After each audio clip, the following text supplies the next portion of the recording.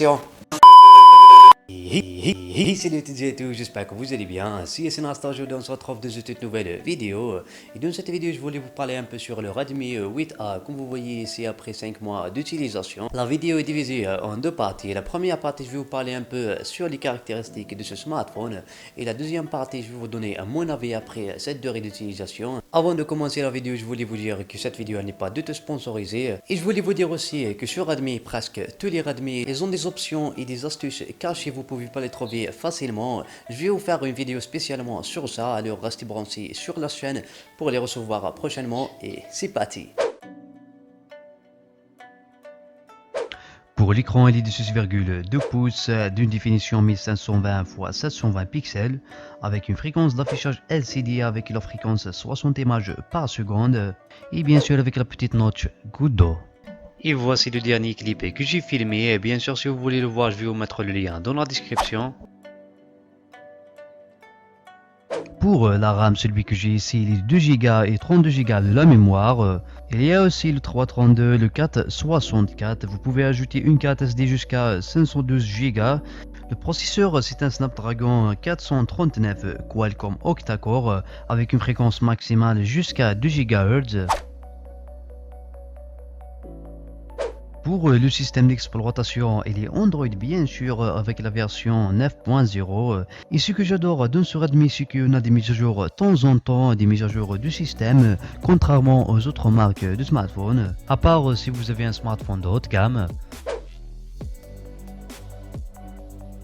Le smartphone est disponible en 3 couleurs, le bleu, le rouge et le noir. Le couvert en arrière en plastique solide avec des traits horizontales.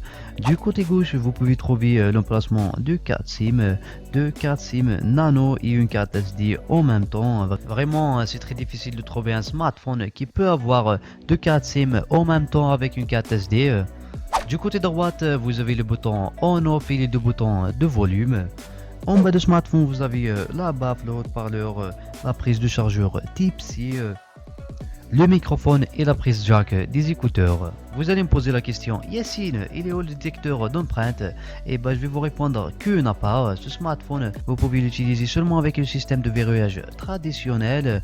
Mais sinon, si vous avez l'option Face Unlock, vraiment je l'adore. Je vais pas vous dire que c'est la meilleure et la plus rapide, mais personnellement je trouve que c'est bien, elle est efficace. Et le manque de détecteur d'empreinte, c'est pour économiser bien sûr pour le prix. On revient à la batterie, ce que j'adore vraiment dans ce smartphone, elle est de 5000 mAh, vraiment je kiffe ça. Elle tient une journée entière avec une utilisation intensive du téléphone.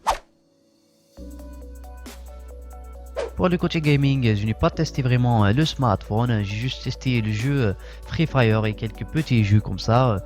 J'ai installé plusieurs jeux et applications comme vous voyez ici, mais toujours le smartphone marche très bien, je n'ai aucun problème. Le smartphone il avait un système spécial pour économiser la RAM durant le jeu. Et le système il se lance automatiquement dès que vous rentrez dans le jeu.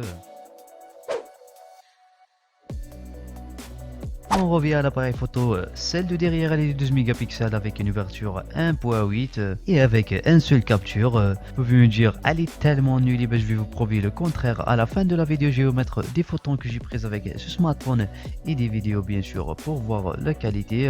Vraiment je prends des super photos avec, surtout le mode portrait et comme vous voyez ici il y a plusieurs modes. Et je vous invite aussi à me suivre sur Instagram, je vais vous mettre le lien dans la description de la vidéo pour voir les photos que je partage. Pour celle de l'avant, elle est du 8 mégapixels, acceptable. Aussi avec le mode HDR pour toutes les deux et la vidéo elle est du Full HD 30 images par seconde. Avant de terminer la vidéo, je voulais vous parler un peu à mon avis, vous donner mon avis sur ce smartphone. En comparant avec le prix de 90 €, vraiment je le kiffe tout simplement au niveau de la batterie, au niveau des caractéristiques.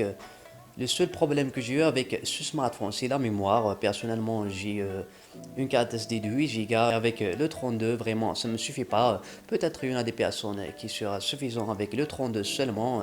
Et si vous avez des problèmes avec ce smartphone, n'hésitez pas à me le dire dans l'espace commentaire pour savoir. Et bien sûr, si vous voulez l'acheter, je vais essayer de vous mettre des liens dans la description sur les meilleurs prix que j'ai trouvé sur Amazon, AliExpress, Gearbest et des autres sites.